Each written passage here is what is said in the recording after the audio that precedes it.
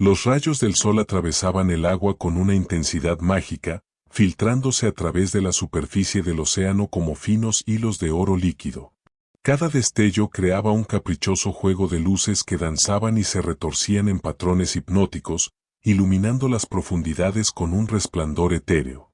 Mark Anderson, un buceador de 38 años con el rostro curtido por el sol y el cabello castaño salpicado de mechones plateados, se deslizaba con gracia en las frías aguas de la costa de la Columbia Británica.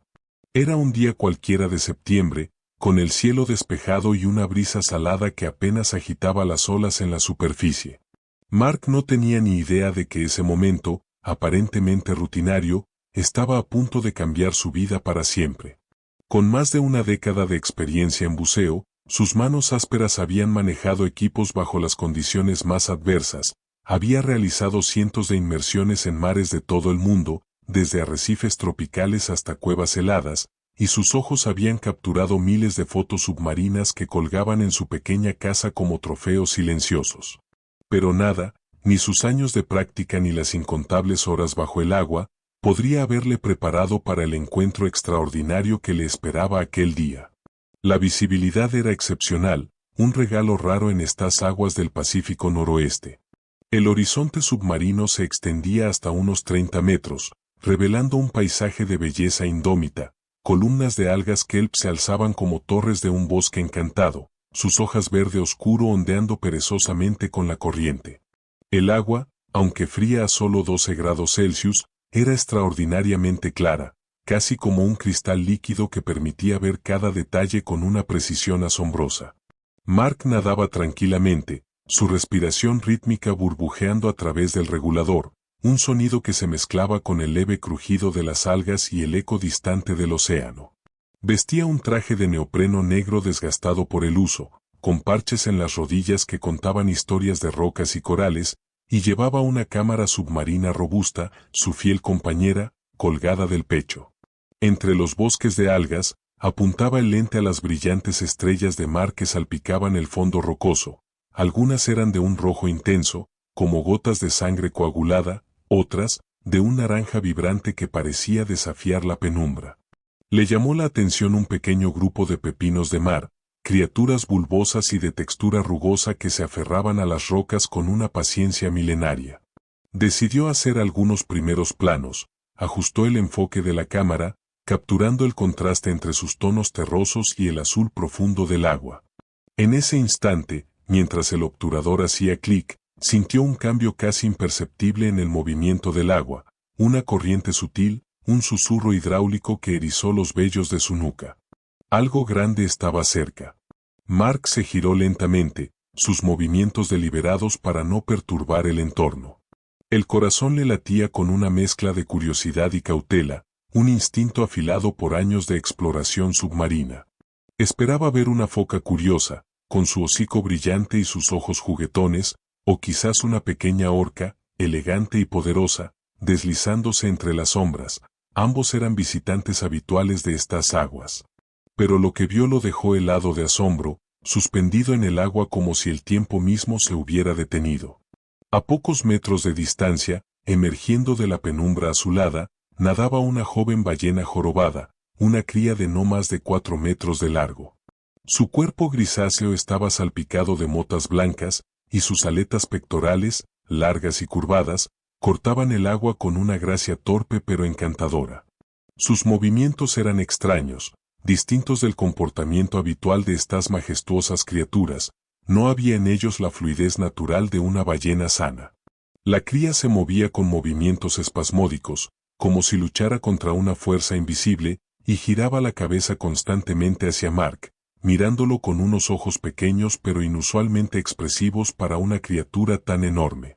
Esos ojos, negros y profundos como pozos abisales, parecían irradiar una mezcla de preocupación y una súplica silenciosa de ayuda, una conexión que atravesó el agua fría y se clavó en el alma del buceador. Mark contuvo la respiración por un instante, el regulador silbando suavemente mientras su mente procesaba la escena. Con manos temblorosas de emoción, encendió la cámara. Una interacción tan cercana con una cría de ballena salvaje era un sueño para cualquier submarinista, un momento digno de ser inmortalizado. El visor se empañó brevemente por la condensación de su aliento acelerado, pero ajustó el enfoque, capturando el perfil de la ballena contra el telón de algas oscilantes. Sin embargo, el animal no parecía interesado en ser filmado. De pronto, se acercó más, casi rozando a Mark con su enorme aleta pectoral. El roce fue tan leve que apenas movió el agua, pero tan poderoso que Mark sintió la vibración en todo su cuerpo. Luego, la cría se alejó, describiendo un amplio arco que dejó una estela de burbujas diminutas. Antes de que Mark pudiera reaccionar, regresó, repitiendo el patrón con una insistencia que no podía ignorarse. Este baile continuó varias veces, 4, 5, 6, y con cada giro, estaba más claro que la ballena intentaba comunicar algo al submarinista. Sus movimientos no eran juguetones ni casuales, había una urgencia en ellos, una intención que desafiaba la lógica de un encuentro típico con la fauna marina. Tras la sexta maniobra, la cría cambió bruscamente de dirección y se alejó nadando con decisión, su cuerpo cortando el agua como una flecha gris. Tras recorrer unos 20 metros, se detuvo y se volvió, flotando inmóvil en la corriente. Sus ojos se clavaron en Mark, y el mensaje era inconfundible: sígueme.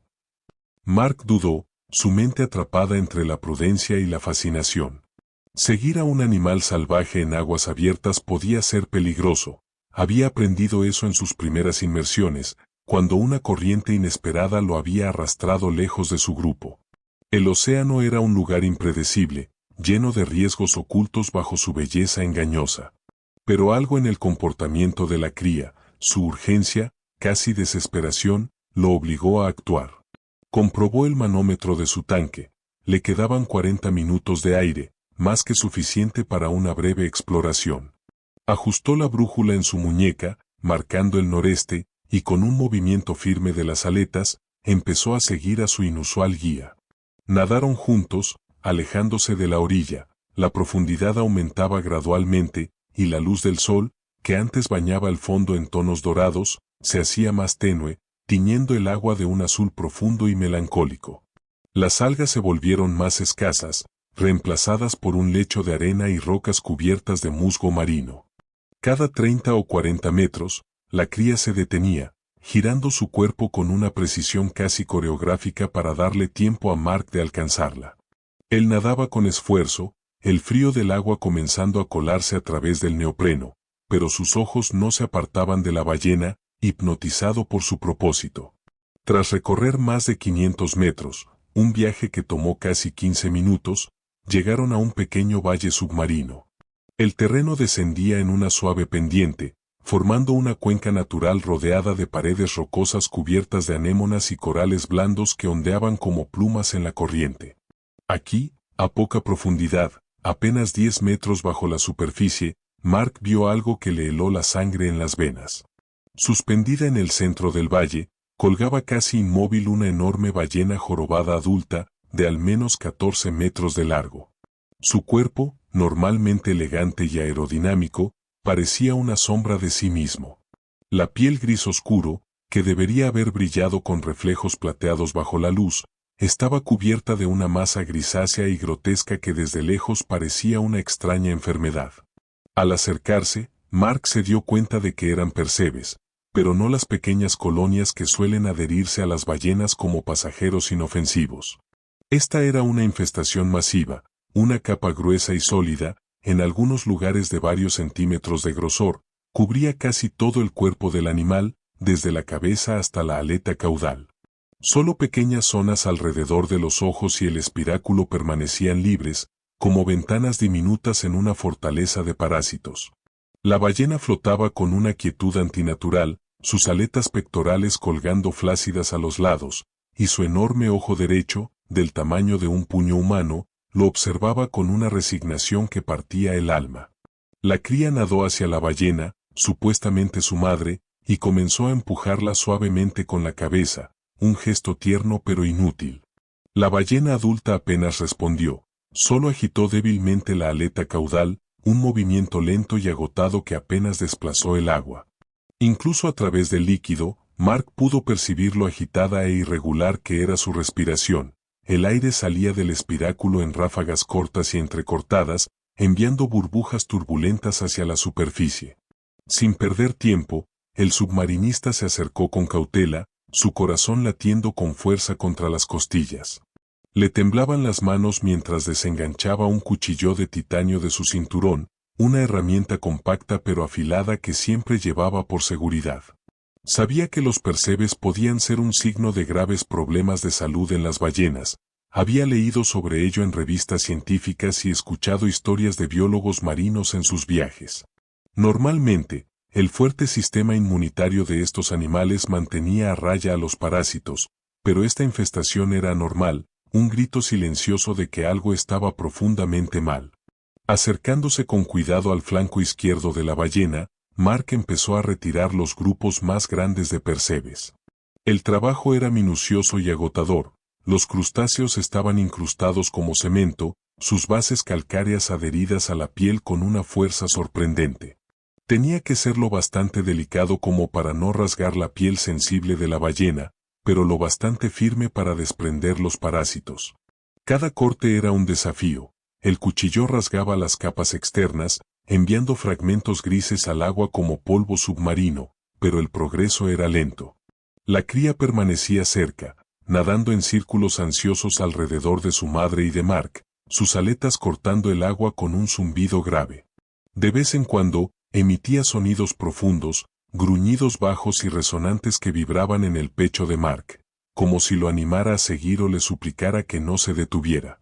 La ballena madre apenas se movía. Su enorme cuerpo flotaba como un naufragio abandonado, pero cada pocos minutos parpadeaba con su ojo derecho, un movimiento lento y pesado que parecía reconocer la presencia del buceador. Cuando Mark entraba en su campo de visión, ese ojo lo seguía, un destello de vida en medio de la desesperanza. Tras media hora de trabajo meticuloso, con el frío calándole los huesos y los músculos de los brazos temblando por el esfuerzo, Mark había conseguido despejar una zona del tamaño de una mesa de comedor. La piel liberada revelaba un gris plateado, salpicado de marcas blancas naturales, pero era solo una fracción del cuerpo de la ballena. Los percebes cubrían el resto como una armadura grotesca, extendiéndose por la espalda, las aletas y el vientre en una capa que parecía asfixiarla. Estaba claro que no podía hacerlo solo, el tiempo y el oxígeno eran sus enemigos. Miró el manómetro, le quedaban menos de 20 minutos de aire, y el esfuerzo físico estaba acelerando su consumo. Con el corazón apesadumbrado, salió rápidamente a la superficie, rompiendo el agua con un jadeo mientras el sol de la tarde cegaba sus ojos acostumbrados a la penumbra.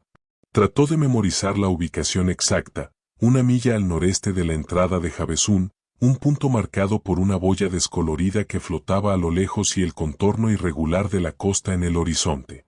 Una vez de vuelta en su pequeño barco, un bote de fibra de vidrio con pintura azul descascarada y el nombre Sirena grabado en el casco, Mark dejó caer la máscara y las aletas al suelo con un ruido sordo. Cogió inmediatamente la radio, sus dedos resbaladizos por el agua luchando con los botones. Se puso en contacto con el servicio de rescate de mamíferos marinos, su voz temblando de urgencia mientras describía la situación al operador. Soy Mark Anderson, buceador certificado. Estoy a 1 milla al noreste de la entrada de Havasun. He encontrado una ballena jorobada adulta en estado crítico. Su cuerpo está casi totalmente cubierto de percebes y está casi inmóvil.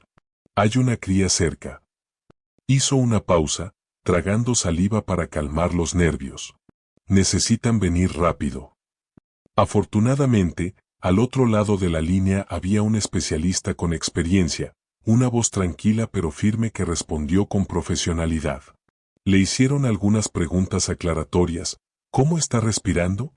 ¿Cuál es su tamaño aproximado? ¿A qué profundidad está? Mark respondió con precisión, respira con dificultad, ráfagas cortas. Unos 14 metros de largo.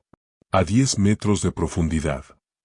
Tras un breve silencio, el operador informó, un equipo de rescate llegará en 1 hora. Manténgase en la zona. Aquella hora pareció una eternidad. Mark se puso la máscara y se sumergió periódicamente, flotando cerca de la superficie para vigilar a la ballena. El agua estaba más fría ahora, el sol descendiendo hacia el horizonte y proyectando sombras largas sobre el océano. La cría pareció entender que la ayuda estaba en camino, dejó de dar vueltas frenéticas y se quedó cerca de su madre, rozándola suavemente con la aleta en un gesto que parecía de consuelo. Mark observaba desde arriba, el corazón apretado por la escena. La madre apenas se movía, su espiráculo expulsando burbujas débiles, mientras la cría permanecía a su lado como un guardián leal. Finalmente, un zumbido lejano rompió el silencio. Un buque especializado en el rescate de mamíferos marinos apareció en el horizonte exactamente 53 minutos después. Era una embarcación blanca y robusta, con el logotipo de una ballena azul pintado en el casco y una grúa pequeña en la cubierta. A bordo había un equipo de 6 personas, 2 veterinarios especializados en mamíferos marinos, con batas impermeables y rostros serios, 3 especialistas en operaciones de rescate, cargando tanques de oxígeno y herramientas, y un experto en comportamiento de cetáceos, una mujer de cabello corto que tomaba notas en una tableta resistente al agua. Tras evaluar la situación desde la superficie, el equipo se puso inmediatamente a la obra.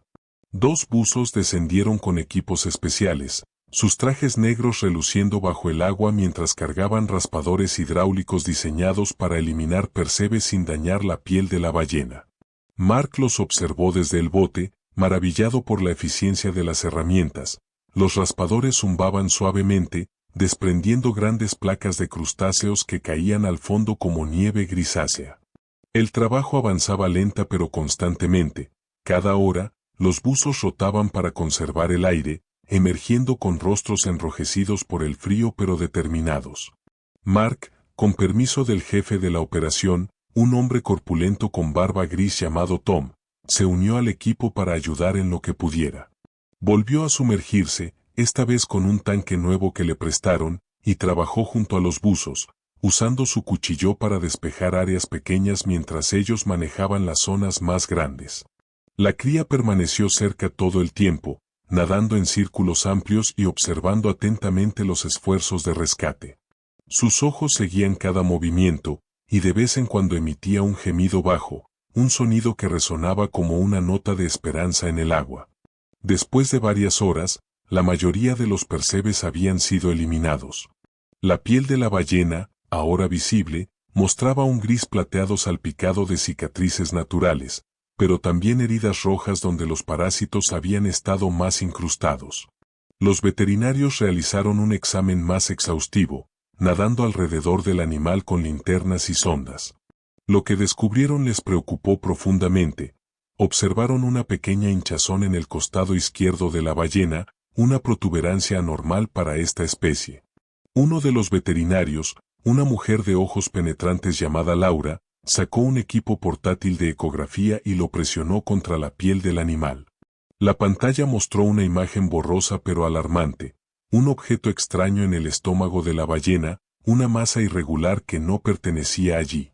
Tras una breve consulta bajo el agua, señalándose con gestos rápidos, el equipo decidió trasladar a la ballena al centro de rehabilitación de mamíferos marinos más cercano para operarla de inmediato. Era una operación compleja y arriesgada. El animal estaba debilitado, su respiración era un jadeo constante, y cualquier estrés adicional podía ser fatal. Pero no había alternativa. Sin una intervención quirúrgica urgente, las posibilidades de supervivencia de la ballena eran escasas. Utilizando un pontón hinchable especial, una plataforma flotante de color naranja brillante, y un remolcador que maniobraba con precisión, la ballena fue transportada cuidadosamente hasta la orilla. El proceso fue lento, los buzos guiaban el cuerpo del animal con cuerdas suaves, asegurándose de que no se hundiera ni se inclinara demasiado. La cría siguió a la embarcación durante todo el trayecto, nadando a no más de 1 metro de distancia, sus aletas rozando el agua con una mezcla de ansiedad y confianza. Mark estaba en el bote, observando desde la borda con las manos apretadas en el pasamanos, el viento salado golpeándole el rostro mientras el sol se ponía en un horizonte rojo y dorado.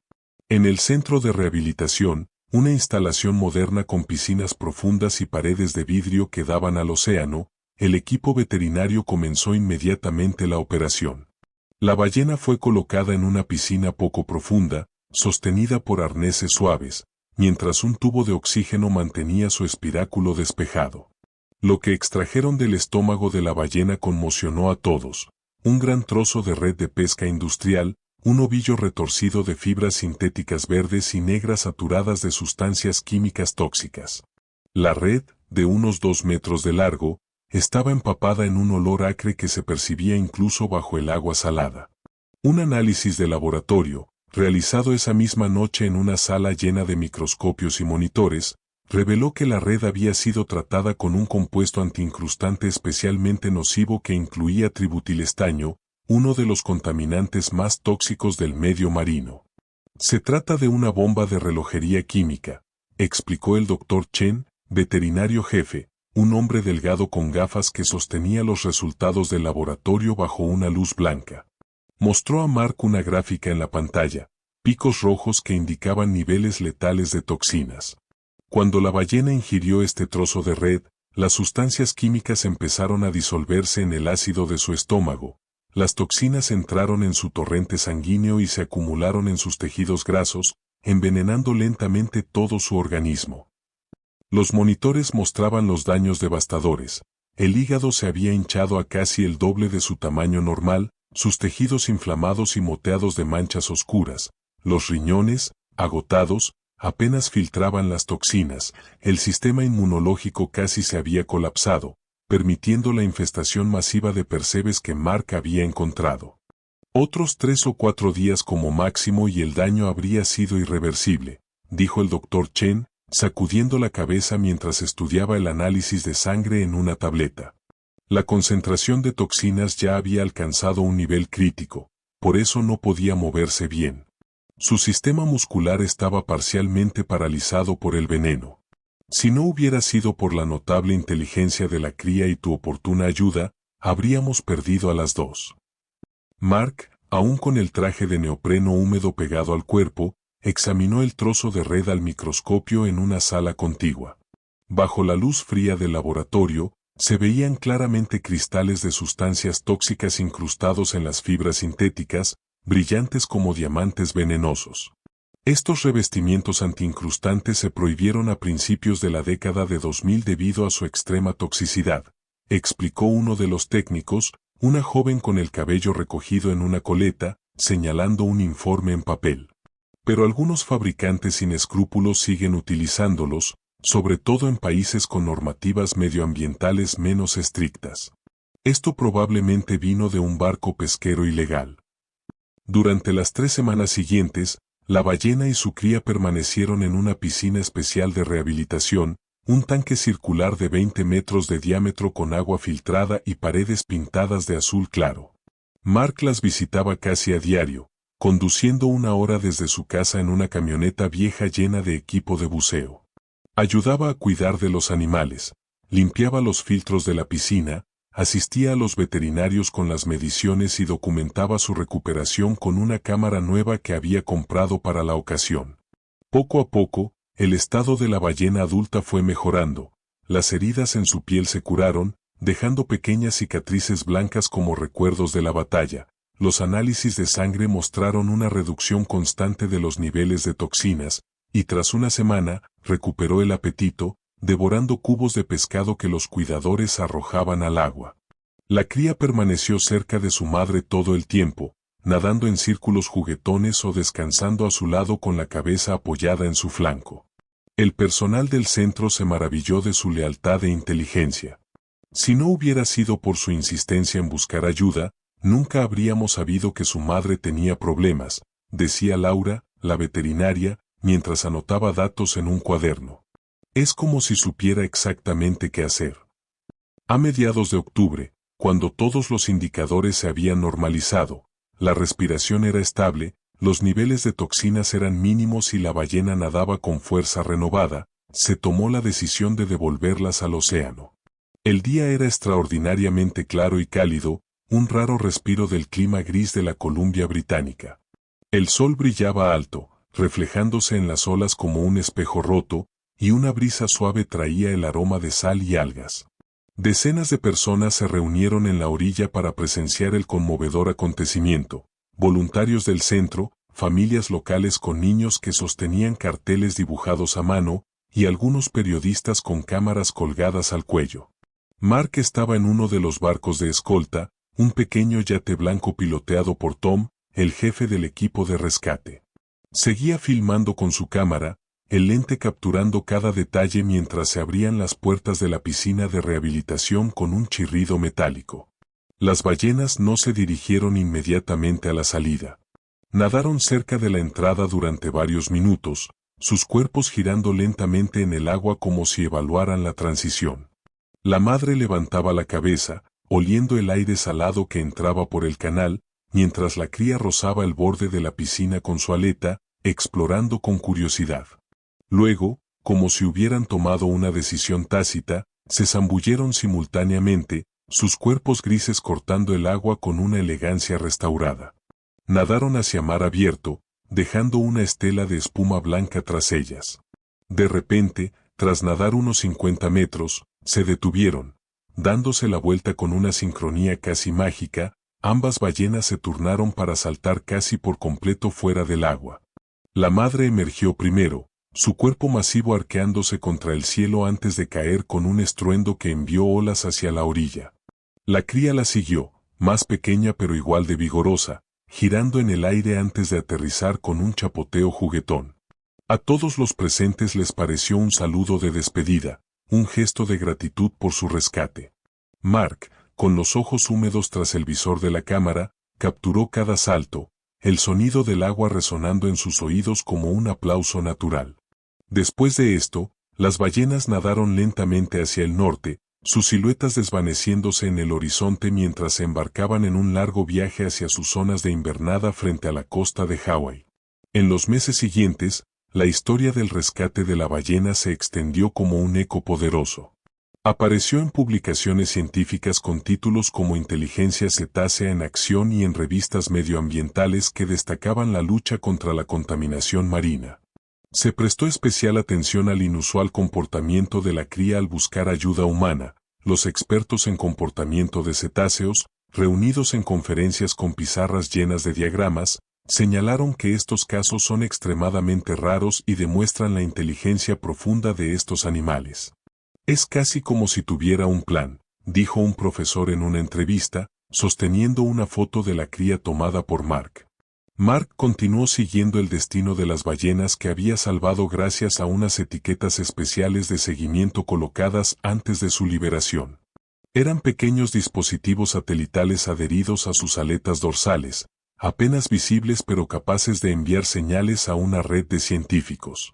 Los datos mostraron que la pareja había llegado con éxito a las cálidas aguas hawaianas, uniéndose a un gran grupo de ballenas jorobadas que cantaban bajo las olas, sus voces viajando kilómetros en el océano. El verano siguiente ocurrió algo extraordinario que Mark apenas podía creer. Ahora buceaba regularmente en la misma zona de la Columbia Británica, una rutina que había adoptado con la esperanza secreta de encontrarse con sus viejos amigos. Una tarde de julio, mientras navegaba en su bote bajo un cielo azul brillante, divisó unos surtidores familiares en la superficie del agua. Dos chorros de vapor blanco que se alzaban contra el horizonte. Aceleró el motor, el sirena vibrando bajo sus pies, y se acercó con el corazón en la garganta. Al detenerse y apagar el motor, las reconoció, la madre y su cría habían regresado a su zona de alimentación estival. Las ballenas parecían sanas y fuertes, el cuerpo de la madre, iluminado por los rayos del sol, brillaba con un gris plateado casi impecable, salvo una pequeña cicatriz en el costado izquierdo, un recuerdo tenue de la operación que le salvó la vida. La cría, notablemente crecida durante el último año, medía ahora casi 7 metros, sus movimientos más seguros y su cuerpo más robusto. Permanecieron cerca del barco de Mark durante casi una hora, un regalo inesperado que él atesoró en silencio.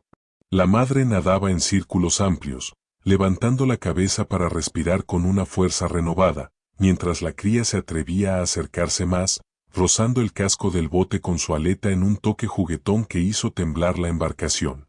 Mark, inclinado sobre la borda con su cámara en mano, les hacía fotos, el obturador clicando como un metrónomo emocionado. De vez en cuando, salían a la superficie juntas, sus espiráculos expulsando nubes de vapor que se disolvían en el aire cálido, como si posaran para él con una complicidad silenciosa. Mientras el sol comenzaba a descender, tiñendo el cielo de tonos naranjas y rosados, Mark guardó la cámara y simplemente las observó, sus manos apoyadas en la madera gastada del bote. Era un momento de conexión pura, un eco del día en que sus caminos se cruzaron por primera vez. Esta historia se convirtió no solo en un ejemplo de éxito en el rescate de un animal marino, sino también en un recordatorio conmovedor de lo interconectadas que están las vidas de los seres humanos y los habitantes de los océanos. Gracias a la compasión de un hombre, la inteligencia de una cría y la profesionalidad de un equipo de rescate, dos magníficas criaturas tuvieron una segunda oportunidad en la vida. Para Mark, este incidente marcó un punto de inflexión en su carrera y en su alma. Dejó su anterior trabajo como instructor de buceo comercial, un empleo que le había dado estabilidad pero poca satisfacción, y se dedicó de lleno a la protección de los mamíferos marinos. Se unió al mismo centro de rescate que ayudó a salvar a las ballenas, trabajando como voluntario al principio y luego como miembro oficial del equipo. Ahora participa regularmente en operaciones de rescate, desde desenredar focas atrapadas en redes hasta asistir en la rehabilitación de delfines heridos, sus manos siempre listas para ayudar.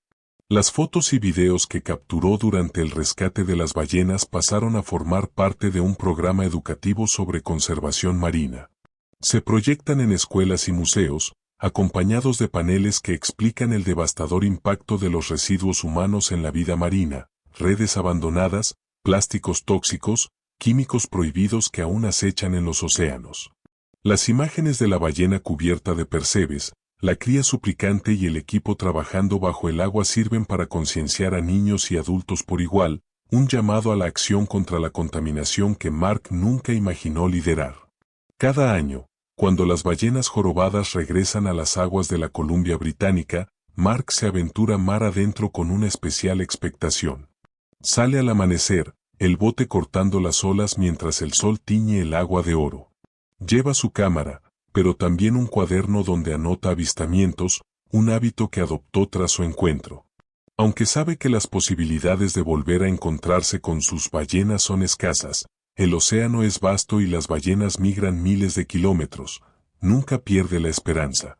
Al fin y al cabo, esta extraordinaria historia le enseñó que los milagros ocurren, sobre todo cuando se trata de criaturas tan magníficas como las ballenas jorobadas, cuyos cantos resuenan como un recordatorio de que el mundo submarino aún guarda secretos y lecciones para quienes estén dispuestos a escuchar.